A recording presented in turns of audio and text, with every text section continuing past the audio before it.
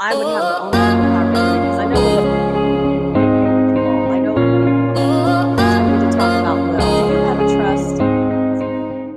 Hey, have you secured your legacy yet? Well, I'm here today with Lissette Moreno. She is an attorney at Schultz & Keller PLC, and we are here to ask the expert questions on your legacy and what are the next steps. So thank you for joining us today. I'm happy to be here. Well, we're glad you're here because this has been a question for a lot of people. And we want to understand when someone says secure your legacy, and this is for our generation and generations to come, what does that mean? It really just means that you hit the ground running and making sure you have a plan for your assets, for your wealth, for your houses. And that's creating an estate plan. And that means a will, power of attorney, a trust. And that can mean anything for anyone, just depending on what different families need. Okay, so when I hear that, I'm like, let's go. But it's overwhelming. Yes. So how do we start? I would always contact an attorney first, Okay. whether that be me, whether that be anyone else, and go over your options. Right. And usually that starts with a will. Okay. And then we kind of go from there. And depending on the family and the client, we can decide what you may need or what you don't need. If you have a will, you're doing a great job. So listen up. And if you don't have a will, listen up for this too. So tell us what a will is. So a will is a document that allows a testator Okay. to create a document that allows them to distribute their assets the way they wish. So they can leave their special golden ring that their grandmother gave them to their niece. They can give their house to their husband, distribute it so many different ways. So it just allows that safety net to make sure your assets are given out the way you wish. Okay, so I taught elementary school. What is a testator? A testator is just the person who creates the will. Okay. So the owner of the will. Okay, so I would be a testator Yes. when I created a will. Okay, so I created my will with my husband in my 40s. What age should you do your will? 18. No, I'm just kidding. No, usually I'm really behind. No. So, I wish everyone got one at 18, Right. but no one thinks about it until way later in life, until you have kids, until Right. you get married.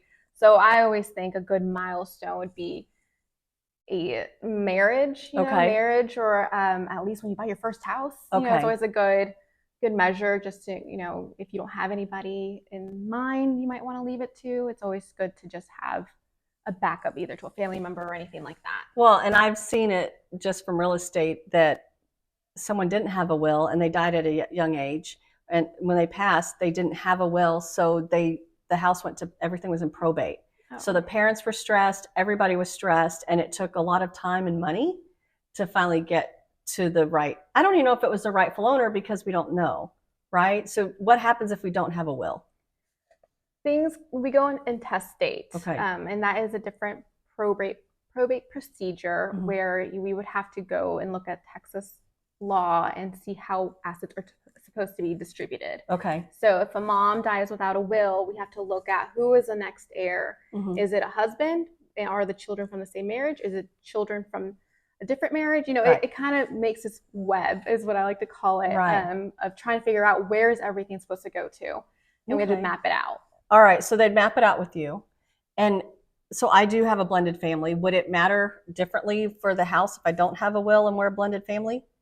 Yes, it can cause some issues. Say you personally would want your half community property to go to your husband. Right.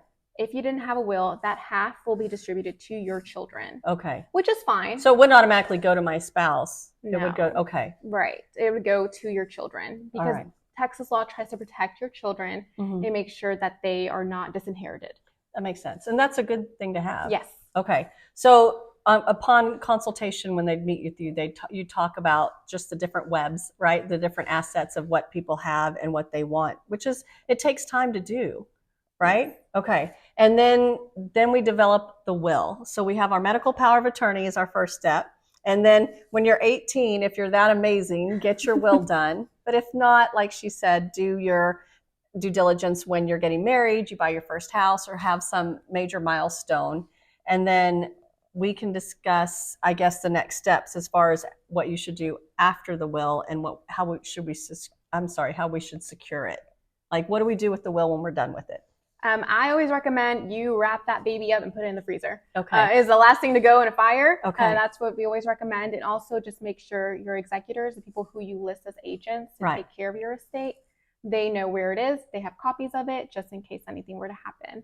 Okay. Now, if you want to do the extra step and what else you should do with your will, let's do a trust is what I'm thinking. That's perfect. And that's what we're going to talk about next. So stay tuned and we're going to talk about the trust.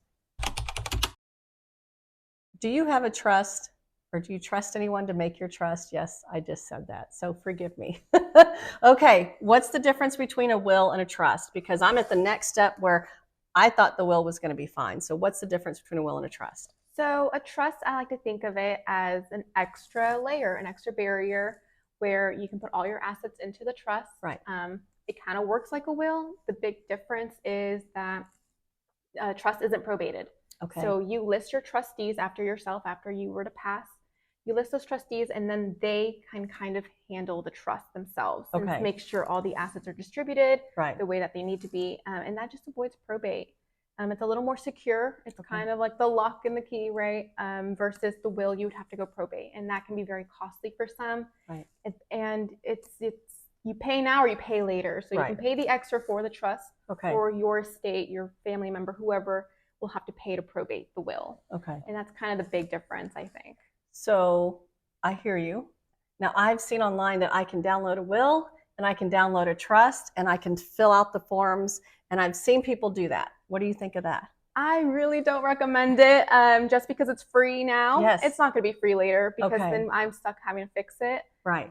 There's a lot of just nuances that are missed by computer generated documents that aren't really thought about. And an attorney will make sure that everything's included, that it looks good, it will go through court, or it'll be processed correctly through the trustees.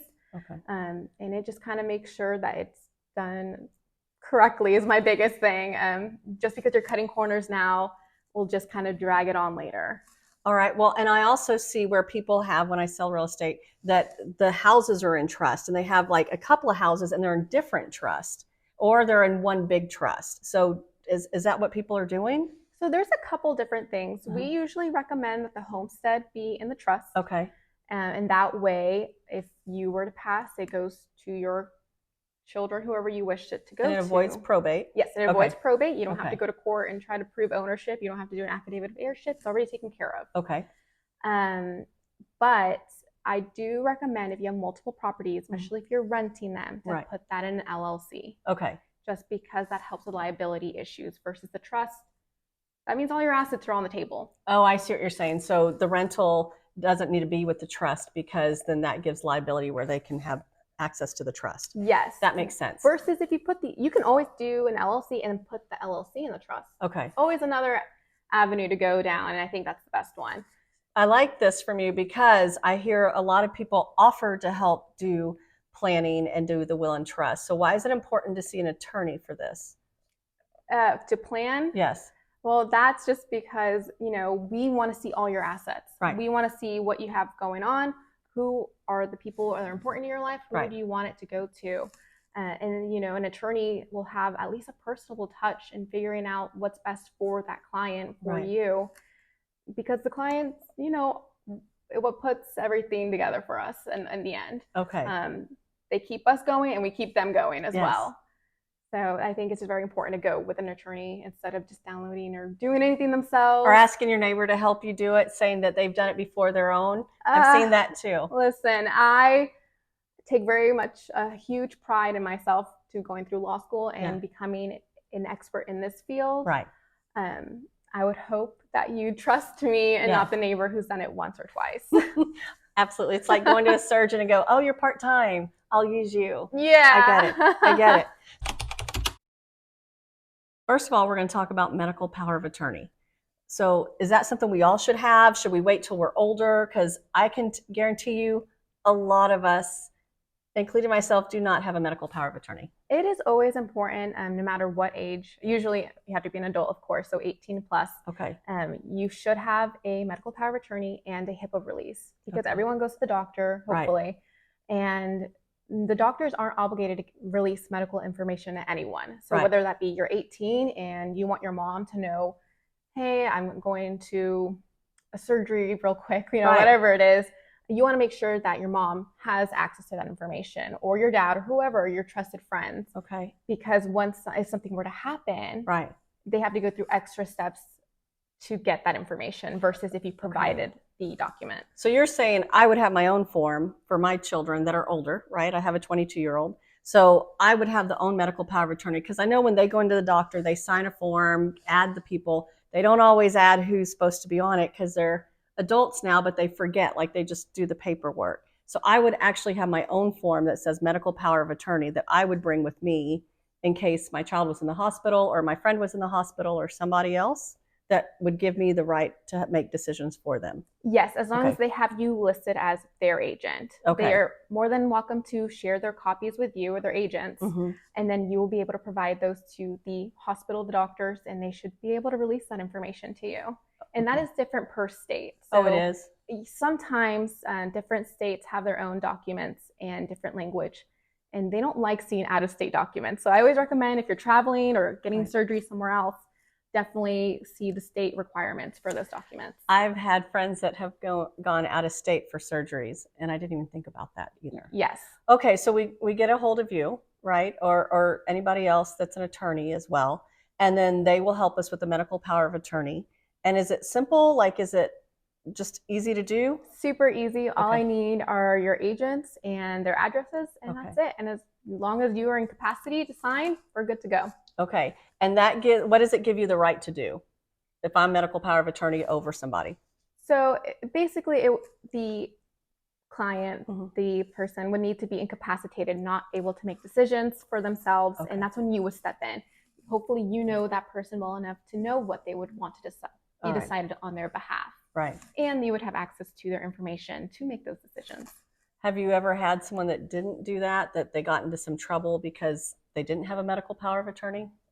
It definitely complicates things. I personally have not, but it can definitely cause some issues down the road. For example, I would want my partner to make decisions for me. I don't really want my mom to make those decisions for me. I don't want to put her in that position. Right. Without those documents, he wouldn't be able to decide for me, even though he knows me better or best, I suppose. No, that makes sense. So medical power of attorney, first step, easy to do. Make the decision, make the call, reach out to me, reach out to Lissette, and we can help guide you through it. We're going to sum up today everything that we've talked about: medical power of attorney, wills, and also trust. So thanks, Lissette, for everything you're giving us. And this is really important. I'm really passionate about it because I've seen so many people hurt by it. There's so many things that are left unsaid or left on the table that are not okay. And so we're going to talk about medical powers of attorney, what it is again, and how much it would cost, because I've seen lawyers do by the hour, and it's scary because we don't understand everything. So talk to us about what you charge, medical power of attorney, and at what age we should do this. So medical power of attorney, we kind of start around $200 per document. Okay. We do not charge hourly unless you needed some complex, estate plan. But other than that, we charge flat fee. Okay. You know what you're getting up front. All right. And depending on your assets and everything. But yes, definitely around that. And we definitely recommend them at 18, but we understand that sometimes you don't think about it until later. But if you're in college, I recommend it. Right. And that this is an easy goal, right? Yes. And then just it depends on how many documents you end up needing, correct? Yes. Okay. All right. The next one are the wills. Hopefully you have a will. What age should we have a will, you said? 18, but again, a milestone is also a great measurement of when you should get one. Okay. How much are wills?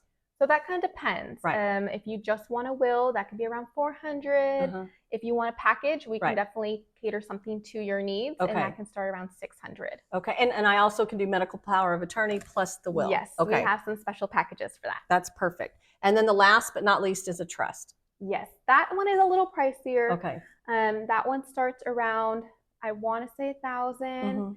And then it kind of goes up from there if you want a package, if you want to add the additional documents. Right. And that initial $1,000 will include the trust. Right. The trust and the will. Okay. Okay. The trust and the will. Yes. And then here's the thing. And I would probably tell you a few years ago, I'm like, oh my gosh, this is so much. But now that I've seen people go to court, go to probate, It costs thousands of them to do that. Yes. So some people think it's taboo to do their will and trust ahead of time. Tell me what your opinion is on that. It is scary. It's Yeah. scary to think about death, and I'm not discrediting anyone. Mhm. I mean, no one wants to bring anything bad, I guess, Mhm. into the room, right? Right. But I don't want them to be scared. I'm here to help them walk through that process. How can we make this a positive experience versus Right. a scary one? It's more of, so you're planning for your generations. Right. You don't want to leave them out in the open, having to figure all this out Right. with no documents to lead on. Right. And it's going to cost a lot more down the line if you don't have documents in place. Absolutely. Well, and sadly, I mean, when you do have someone pass away, when there is a car accident and you don't have time to go back and do all of this, and that you're at an emotional state, and it's just so important to have this ready so you understand the next procedures, or at least in the back of your mind when you're going through such a tragic event, that this is already taken care of, or something's already for your loved ones, that you know that they're secure. So securing your estate, securing your livelihood for your family is just so important. And I think that we pass this on because we're too busy. We don't have time, but there is time, and we have to make the time. Is there anything else you'd like to leave with us about everything that you do? Well, I am always happy to talk about this with anyone. I can talk about it all day. So we do offer free consults that you are welcome to give me a call, welcome to sit down with me, and we can go over anything and everything you want to talk about. It doesn't have to be you're signing something that day. It can just be the first step, just a phone call. That's the first step. That's perfect. Take the first step, DM me, ask questions. I can connect you with them. We can have a special package for you as well that they'll put together.